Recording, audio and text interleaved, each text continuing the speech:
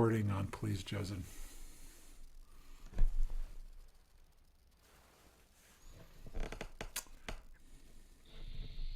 Oh, welcome. And I've got my coffee and my water, so I brought the accelerator and the brakes. So I'll see which one I'm sipping out of as I jump in here.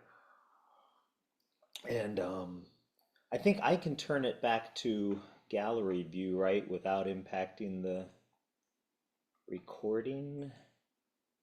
Okay, as I prefer to see it this direct. Looking at myself is, I don't know.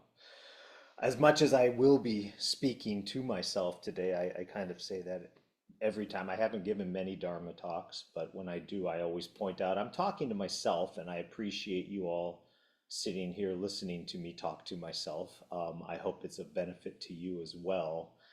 Um, I just don't want it to come across as if I'm somehow imparting wisdom to you. I'm sharing with you my understanding and where I'm at in figuring out this path. So I hope to wake up a little more today. Um, so welcome. Thank you for being here. And yeah, the title, Turning Upside Down Views Upside Down. Um, and it's essentially just whether you want to call it an upside down view or a backwards view. Um, I'm going to be speaking about the one fundamental issue that I've encountered recently that I think is the crux of a lot of my struggle or confusion with the Dharma. Um, and I hope to share that so to help if it helps you to recognize, oh, yeah, maybe this is the crux of my struggle as well. So I'm going to start with the Dharma and the Atadipa. As Jumpo always said, he goes, the Atadipa, it's right there. That's the entire teaching. Atadipa, you are this light, pure selfless awareness. He said, if you get that, it's done. This is the entire teaching. Now, there's a lot more to it, and how we can go into the world loving, compassionate, serving as priests, as lay people, just as yourself in the world. There's much more in the sharing, but the Dharma, what is the Dharma teaching? What's it pointing at? You are this light, pure selfless awareness. Get that, you've gotten the whole message. I was like, well, damn, that sounds simple. What's the struggle? Why? Why is it so hard to recognize this? And I've since found another teacher, and I would say Rupert Spira, who I've listened to quite a bit recently. And so I'm sharing a lot of what I've learned listening there to him.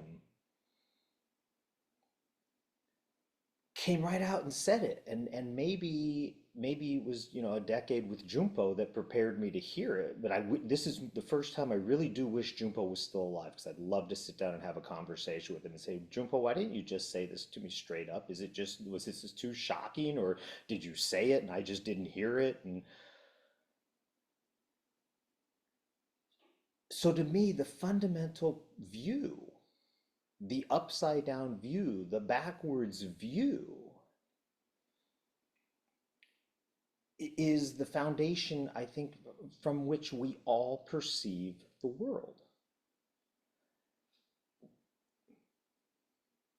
We start out, and this is, I'm going to lay out what I see as the scientific, fundamental, duh perspective of our world. And I'll point out why this, I also say, is science is a religion. And scientists hate that, but one day they'll figure it out, because they are a very rational, intelligent religion. So it'll finally dawn on them that they're a religion, that they're founded on a belief. So essentially, the world, we fundamentally live in a time and space. There's the universe, the Big Bang, whatever, we're trying to figure out what were the origins, what was their origin. It was not that, and then all of a sudden there's bang, there's time and space, a universe, stars, planets all start to form. And then this amazing planet called Earth forms, and life starts growing on this Earth. And there's dinosaurs, and there's all this complexity and what. And it keeps going. And then eventually humans, Homo sapiens, show up. And within this human being, this brain, and within the brain, the mind, thoughts, feelings, perceptions. And at the core, the unspeakable, the unquite, we don't even know what, consciousness itself. And I mean, does anybody disagree that that's basically how we view the world? I mean, this is how it's evolved. This is what we think has happened. Only problem is that's not our experience, and it's exactly backwards.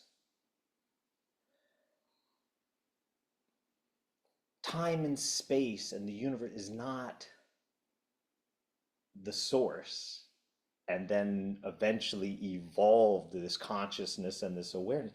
Consciousness is the fundamental ground, the basis, and I'm for the sake of, as a concession to the way we see the world, I'm going to call it the biggest thing.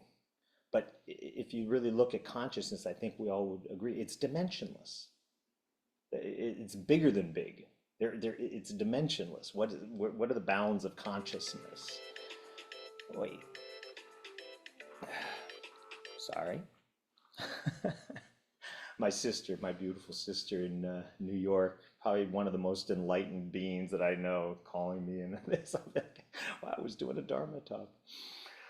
Um, so consciousness is is the root, the foundation, the source. Then consciousness vibrates, consciousness forms mind. Mind comes on, mind, perception, sensing, feel, awareness, mind. And eventually, mind starts solidifying and manifests form. A universe, planets, stars, a human being, something real. Well, everything is real. Oh, something solid, something I can count. But that was the last thing. So instead of form, stuff, matter, and this is the religion of science, and I'll kind of get back to that, but instead of matter, mind, consciousness, it's consciousness, ungraspable, unfathomable, unspeakable, the mystery, vibrates, mind. And then mind's like, oh, let's make a playground.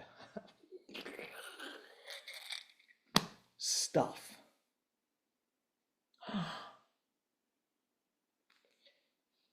So do you see that it's exactly the opposite? I mean, that's at least the claim of this model, of a consciousness model, as opposed to a matter model. And I would say that science is the religion of matter. Now, science says it's not a religion. It doesn't believe things. It tests things, it assesses it, but it has one foundational belief, the belief in matter. It fundamentally believes that matter, stuff, exists, and that that's the source and the origin of everything. And it's trying to figure everything out from that perspective. But it doesn't see that it believes that. It just says, no, I don't believe in this stuff. It's right there. And yet, interestingly enough, by science's own admission and own discovery, this stuff, I'm sure you've all heard of, is 99.9999999%, I think it's seven nines or something is their number, empty space. You've heard that, right? It's like, but we say, God, why? Why? If it's all empty space, but electrons moving around neutrons and protons, well, why is it so solid? Oh, it's energy pressing up against energy. But damn, it feels real. But it's 99.999999999% empty space. It's not, it doesn't exist. I think I've heard that if you actually compressed down all 8 billion human beings to the actual stuff that exists, we'd be about the size of a sugar cube. So how matter is that? And I would even go further, and I should have probably done a little research before I did this, because I think now, they're even studying what's the smallest thing known to man now. It's like a quark or something. I forgot whatever the new name is for whatever, right? Because we're gonna get such powerful things that when we start looking at the electrons and the protons and the neutrons, we're going to come to this amazing discovery that they are 99.999999999% empty space. And then we'll have a tinier particle and a tinier. How far do you have to go before you realize it's 100% empty space? And then at some point, you just got to say to yourself, well, WTF? What is it? And if you come back to the consciousness model, we'll stop and just what must it be? If it's true, and again, I'm trying not to do it as a belief, but just at least as a concession to this Dharma talk, to possibly spin a viewpoint around consciousness, the unspeakable, unknowable, untouchable. If consciousness itself is, before the Big Bang, before Abraham, before, what was it? Consciousness. Dimensionless, nothing consciousness. Then it vibrates and creates mind. Well, what must mind be made out of? What was there to make mind out of? Consciousness. Huh. So mind is consciousness. It's what it's made of. How could it have been made? What else was there to stick together to make mind? Consciousness. And then mind makes matter. Matter, it's just a word.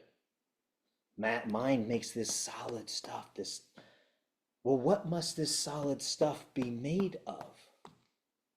What's there for mind to put together? Mind. Consciousness. Nothing. It's just consciousness.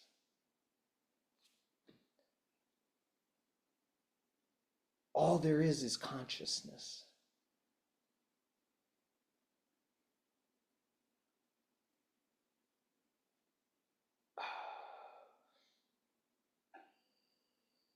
A little bit of the brakes.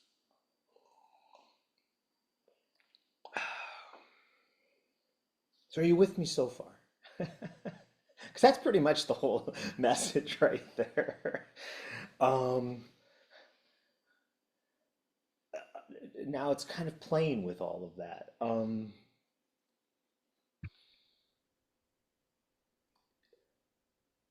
It seems to me that my entire learning of the Dharma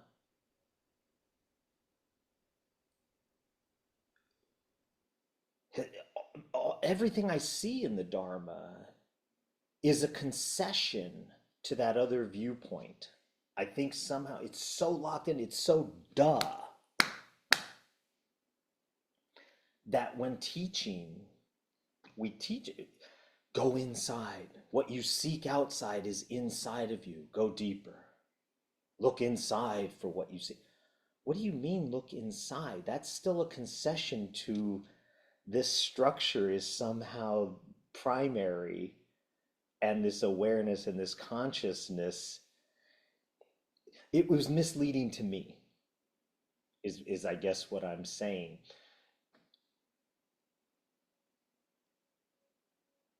And really looking at it, there's no inside or outside. From the perspective of the body, yeah, look inside. Because it really does seem like you need this brain and you need this body, and this seems to be this source without which the experience wouldn't happen. But that's all part of the illusion. Ata Deepa, you are this light. This body, this stuff is the smallest little playground that was created. Consciousness, mind, body.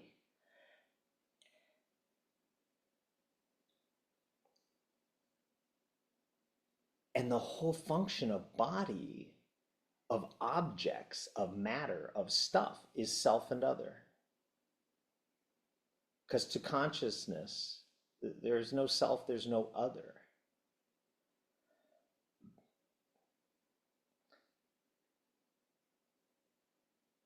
So it's obvious why we needed the body and the stuff and the objects to be able to look back and relate to self and to know anything.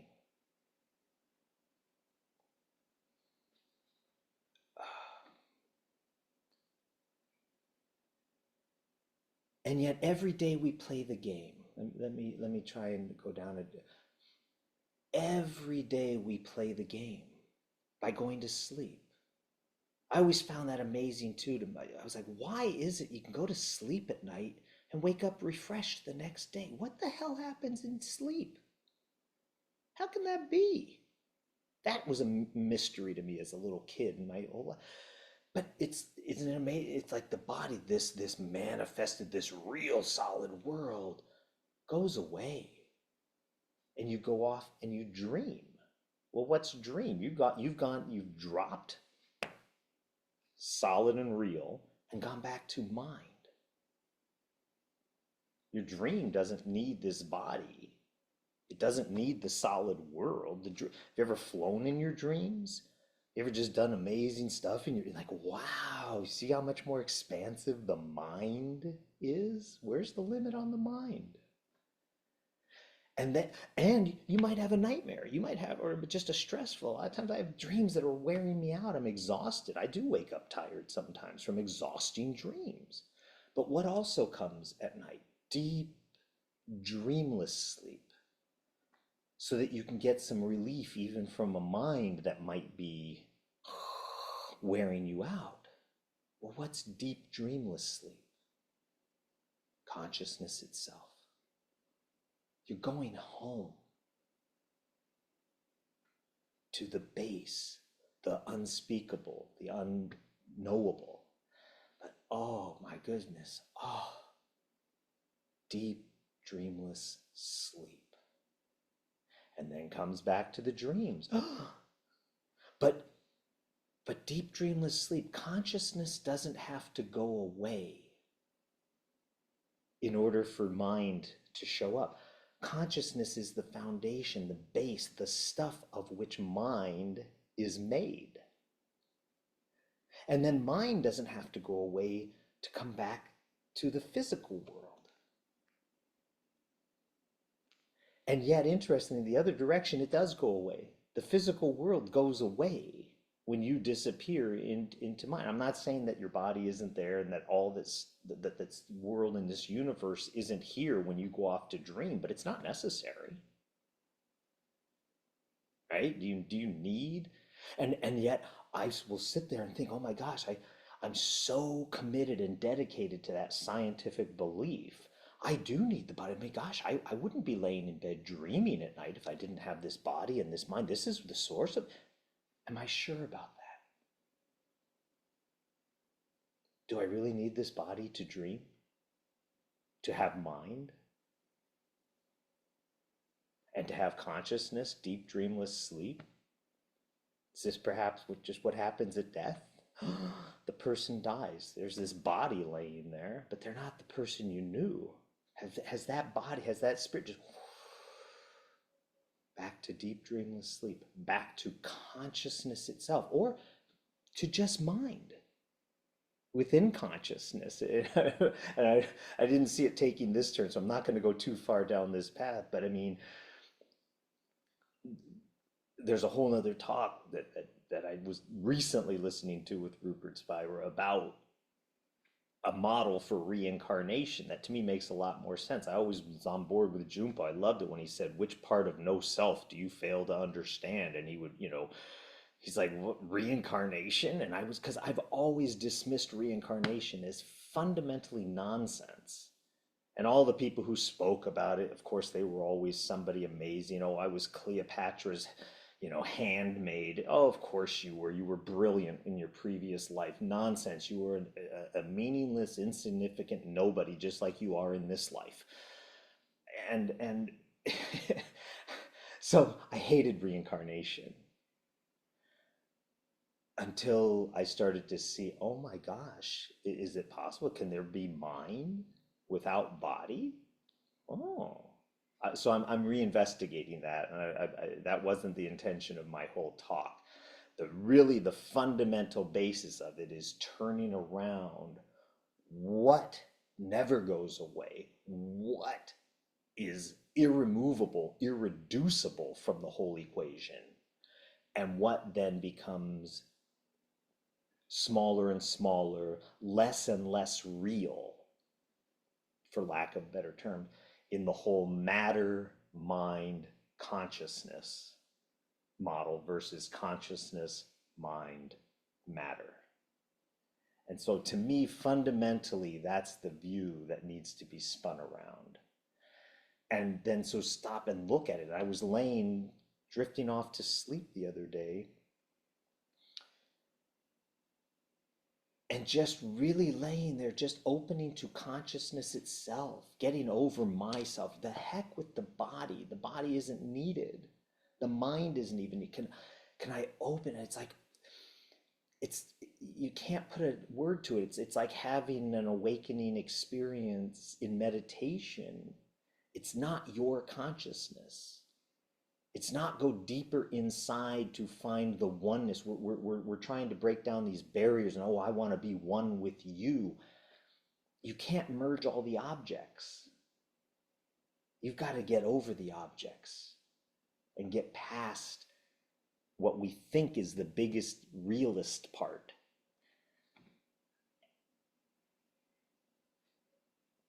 Go back to mind. Go back to consciousness itself. Your consciousness? Sure. My consciousness? It's one. Atadipa, the light of consciousness itself. So, let me think if there was any other particular point, because I think I pretty well said what I wanted to say.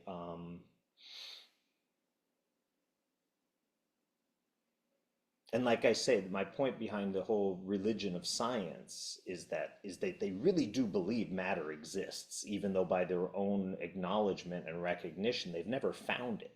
They've never found the stuff.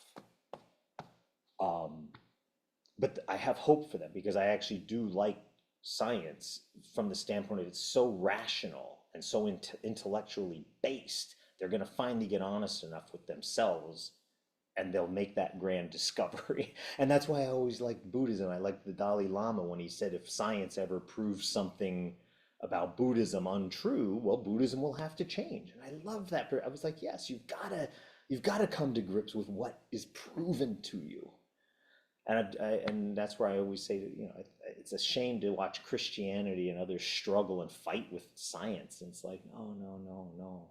But science needs to come around as a religion and discover its own little fundamental belief in this stuff called matter. Um, But in any case, I think if this made any sense, um, look at the Dharma teachings from that perspective. Always just take it. And this is kind of how I practice. I sit in the dog park, wherever I'm at. Any thoughts about the Dharma or about what I'm experiencing, um, I put it through with a different filter. And again, I guess I want to say one last thing. None of this is asked to be a belief. If you really look at it, it's your experience. If you believe in a world outside of you, I claim you've never, ever found it. If you think there's a planet, Earth, and a universe and a world out there, outside, like that's why they say mind over matter, right? Mind, matter. What is matter? Just science, it's all that stuff outside of mind. Have you ever experienced anything outside of your mind? Has anyone ever experienced anything outside of their mind? Could you possibly experience anything outside of mind? No. The whole world, every, ouch, where did I feel that? In my mind. What do I see? I see it in my mind. That smell, mind. That sound, mind. Have you ever known anything other than knowing? It's all mind. It's all consciousness. It's all there is. And that's your actual experience. And if you question that, just keep looking, keep looking. And I think that's where they're saying go deeper, keep looking. It's all experience. It's all mind. So I was kind of drinking from a fire hose, probably radical enough to maybe, it was radical enough I had to listen to it several times myself before it started to sink in. So I apologize if it didn't quite sink in or if it was too much, but consider it and keep coming back and keep reconsidering it because I think it's a big, big clue. And God, I wish Junpo was here so I could just have a really good heart to heart with him and see what he had to say. He might, you missed it, Engo. Good try, but you missed it again. I'll be like, okay, I'll keep looking. In any case, thank you for listening. I hope something was helpful in that. And I don't know if I'm opening it to questions or anything, Ekai, or what the next phase is, but I'm complete with I what I'm. think we're going to do questions, and because I think that'll help people integrate it. And I'm going to start it off Mhm. because, uh, well, there's a little bit of, well, yeah. So following what is the role of Zazen in facilitating the understanding that you are offering us?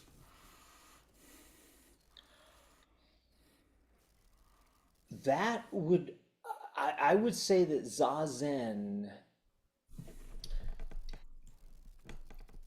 is meant to still us enough to stop chasing what seems so obvious. I think we're deluded because I'm still stuck in this perception, body first. And as long as I'm still caught in that perception, and Rupert says it, he says, as long as there's any sense that it's the body, the mind that is conscious, you're going to struggle with understanding. Once you untangle this knot, he says all the other knots just start to fall away. So as long as there's a sense, and he says that his experience was it's many, many, many, many years after turning the view around and understanding this consciousness model and this non-dual model, it's still the sense, the I, the body. He says it's like a fan that just keeps spinning, even though you've unplugged the fan, it keeps spinning. The sense is still there. The sense is so strong. And I think Zazen is a way to, I think we're just letting the fan stop spinning and come to stillness so that you can actually experience the other way. Thank you. So I'm going to open up if anyone has questions, and then also you can type questions in the chat for those who, and I'll read them out loud. So I think Mingpo is going to ask the next question.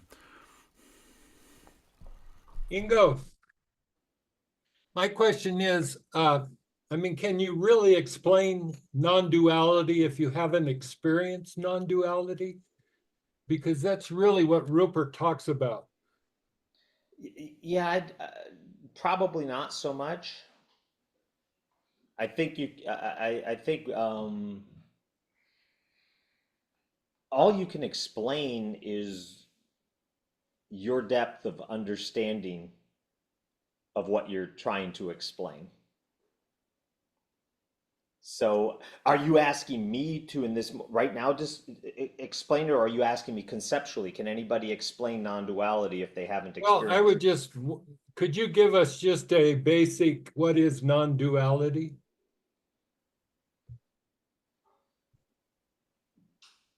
Not two. We're caught in this world of objects, and we're in this body so that we can experience. The mind manifests objects, self and other, manifests duality. So when you say mind, do you really mean pure consciousness? Well, I would say mind is more when consciousness brings on perception, experience, thoughts, feelings.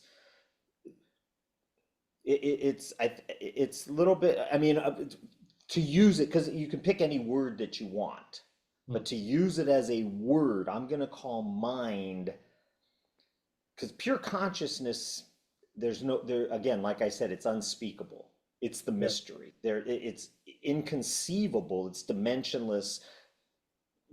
But when pure consciousness, I'll call it, vibrates, manifesting mind, in other words, now there's the possibility of experience, of thought, feeling, understand something now can be. But it's what's it made of? Pure consciousness. And then mind manifests, whether as a dream or as a solid world, objects.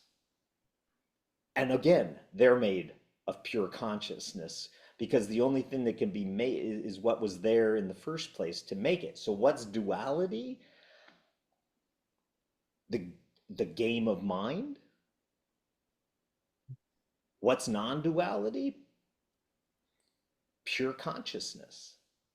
And perhaps the experience of recognizing that truth even within mind. But back to the zazen, being still enough to see through the illusion of all the objects, to see through the game of mind, and just experience pure consciousness and recognize from pure consciousness there is no object, there is no stuff, there is no mind, there is no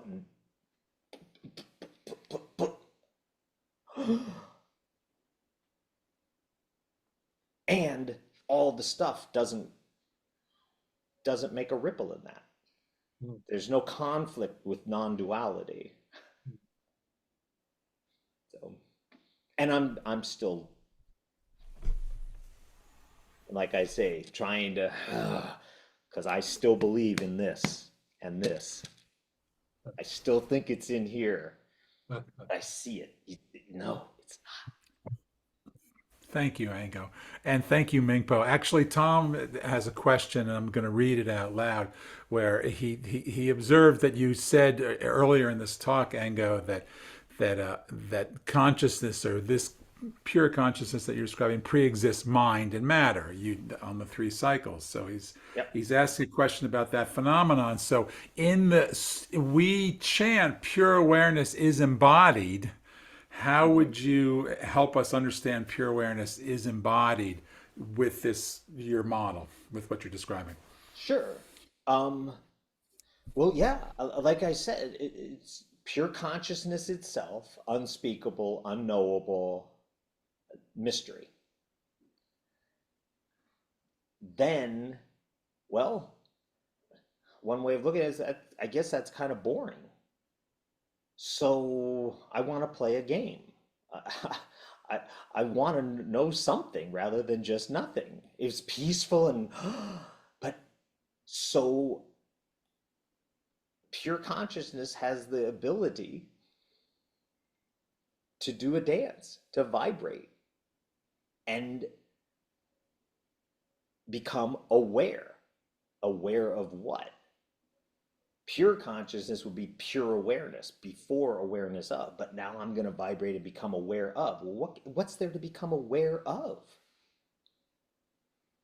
Well, nothing. Well, let's make something. And so the mind makes objects, whether mental images or literally physical stuff. So pure awareness,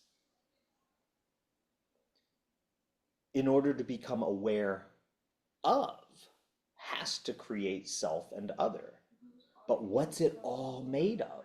Even the self and other, the objects, everything is made of pure consciousness itself. So pure awareness, pure consciousness is embodied. This matter that science believes in, this stuff that we believe in and that we play with and that hurts and that feels wonderful, is pure consciousness. It's pure awareness itself. There was nothing else. What if you got a Play-Doh fun factory, you're making Play-Doh into balls. Well, what was there at the start of this Play-Doh place? Pure consciousness, pure awareness. Wow, how did it become? But this is pure awareness. This is pure awareness. It's all the stuff that there ever was and that there ever will be, and that we can make anything out of. So pure awareness is, oh, embodied. Huh. There's no other stuff. We have two more questions. So I'm going to encourage us that this is the end of the questions. So no more, please. Thank you. But Leslie, I think your hand's up, and then Jerry has a question I'm going to read out loud. So go ahead. You can open up your mic, Leslie, because we got about 5 minutes left. So just to give you. So I have a collection of pretty rocks and shells, Mm-hmm. and they always give me a sense of peace and connectedness with the world, Okay. collecting them as I go. But they don't really have consciousness. They don't But have sentience, as far as we can tell. they definitely have matter. And so maybe is that one reason that people say, or scientists say, matter.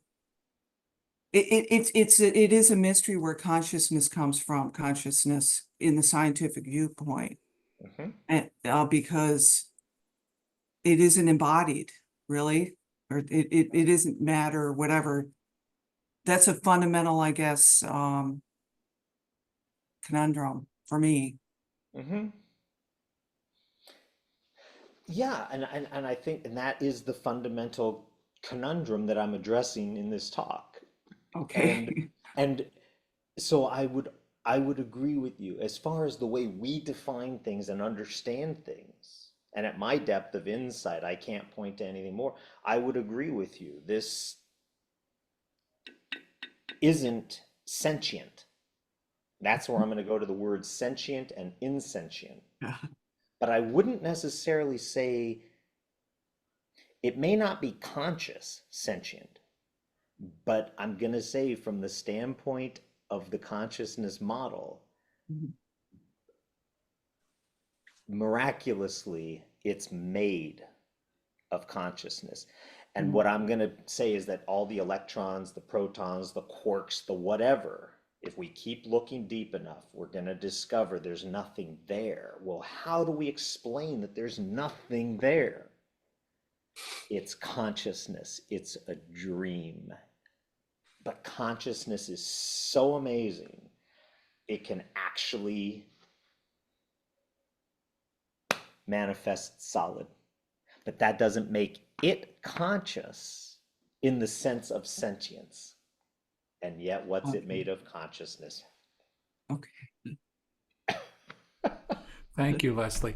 And then Jerry just has a clarification because I think when it came across when you described sort of pure consciousness, mind, and then matter as kind of an evolutionary thing, which Jerry points out implies that there's consciousness without matter, right? Or there's some sort of duality between the two.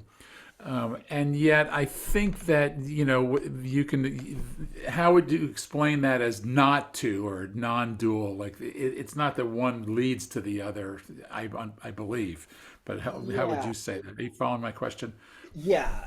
I guess the best I can do briefly is to say it's a concession to the viewpoint that we all hold and still are anchored in of matter, mind, consciousness.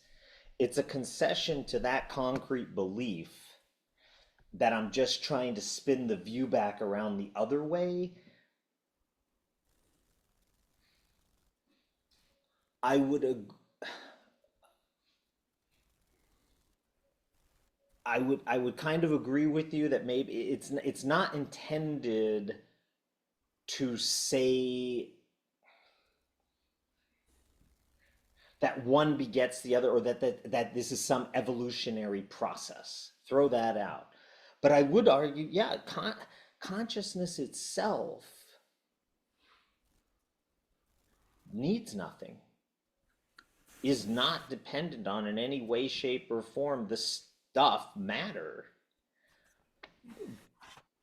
And even when it manifests as mind and then as matter, nothing has changed from the perspective of consciousness itself. Nothing came into being that wasn't already there.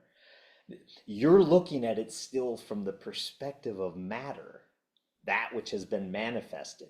From the perspective of pure consciousness, there is no perspective. There is no stuff. Nothing ever manifested. Nothing changed. It's just consciousness.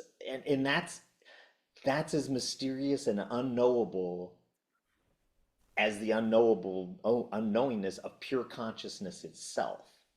So viewed from this perspective of matter, yeah, it looks like a conflict between duality and non-duality. Viewed there's from consciousness, pure consciousness, there's nothing who's there to view. There's no conflict. The, um, yeah, that's a tough one to explain, but yeah, it's more of a concession to just try and turn your viewpoint around. Um, and yet at the same time, yeah, I can see how consciousness can make all of this without making anything. Yeah, hopefully I've mucked that up enough for you. Yeah, thank you.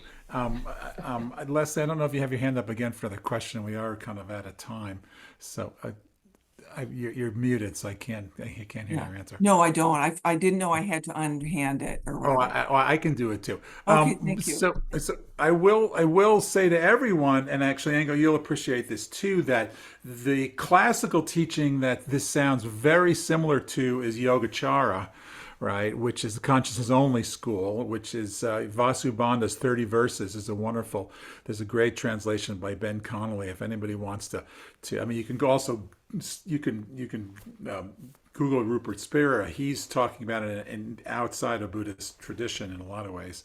But this is a teaching within the Buddhist canon from about the 3rd century. And that's the Yogacara school. Which, anyway, so just to point that out. And that I'm going to say thank you, Engo, very much for your talk.